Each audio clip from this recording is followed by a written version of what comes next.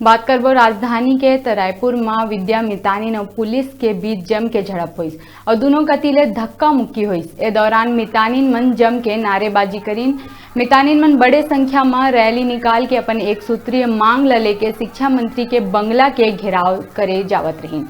विद्या मितानिन नियमितीकरण के मांग ल लेके पाछू 40 दिन ले आंदोलन करत है।